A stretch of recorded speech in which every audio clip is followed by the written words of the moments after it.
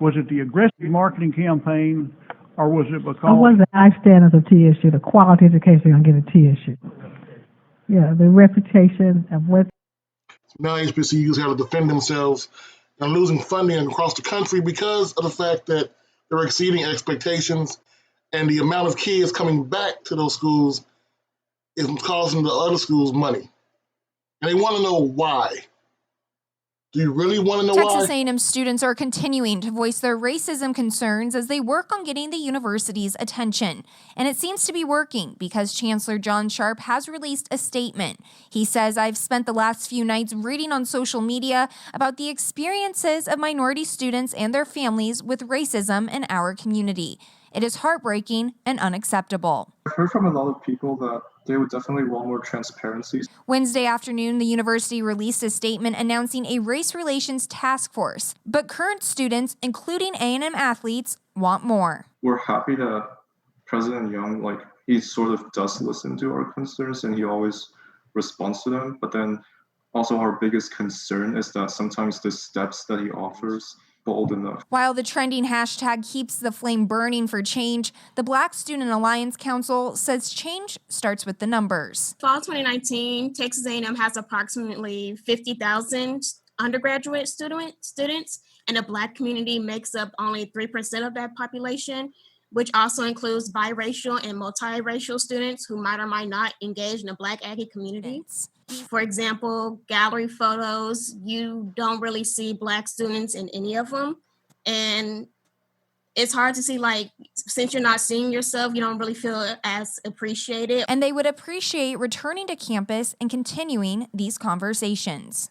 Yeah, I just hope that there will be more student involvement as well. I hope more students will speak up. And right now, students are speaking out more than ever, and while joining them in their conversation, Chancellor Sharp ensures that racists are not welcome at Texas A&M. Twitter today responding to complaints about an offensive post on social media. University administrators say the tweet was written by a student last fall and was retweeted several times yesterday. The student apologized on Twitter, and the university statement saying in part that they have been made aware of racist and offensive social media posts that were made by current and even future students.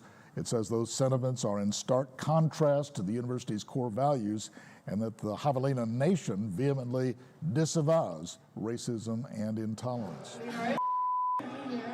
Disturbing cell phone video taken at the University of Kentucky shows a white student attacking and harassing a black student and yelling racist remarks. Could you stop, please? No.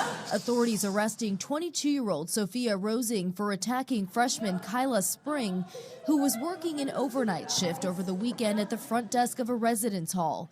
Rosing charged with 2 counts of assault, one for Spring and the other involving a police officer. She's also been charged with disorderly conduct and public intoxication, pleading not guilty in court. Meanwhile, the community rallying. Texas A&M.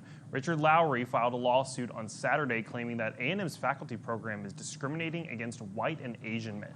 In the lawsuit, Lowry claims A&M's new fellowship program announced this summer violates Title VI and Title IX of the Federal Civil Rights Act, as well as the 14th Amendment's Equal Protection Clause. This past July, Texas A&M was officially recognized as a Hispanic serving institution by the U.S. Department of Education. This was the climate coming into it. A lot of people were getting discriminated against because of hiring practices, because of generations, because of race. Basically what it was. So the kids are somewhere safe to go. And if you really, truly, this is very unpopular when I say this, I don't care. It's my channel.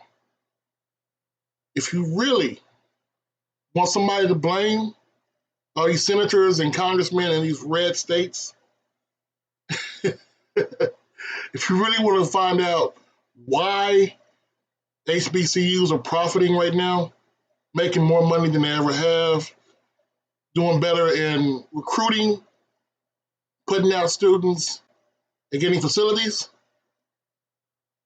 I want you to blame one person. You can blame the George Floyd thing, or Deion Sanders, all that good stuff. But it wasn't until one person like them or hate them, put it in the forefront. Got the conversation started on a national level, not just regional. Because the man is a lightning rod. You hate his guts, or if you're like one senator, you want to marry the man. Well, I'll give you somebody you can blame. I want you to try to blame Donald Trump. Matter of fact, I'm gonna let him tell you for himself. Coach Simmons, I'm signing out, man. African Americans built this nation through generations of blood, sweat, and tears. And you, like all of our citizens, are entitled to a government that puts your needs, your interests, and your families first. Previously, federal law restricted more than 40 faith-based HBCUs and seminaries from fully accessing federal support for capital improvement projects. This meant that your faith-based institutions, which have made such extraordinary contributions to America, were unfairly punished for their religious beliefs. Did we know that? Did everybody know that? Because that was not good.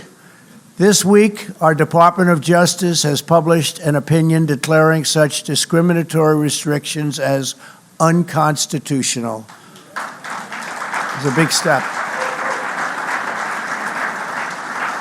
And from now on, faith-based HBCUs will enjoy equal access to federal support.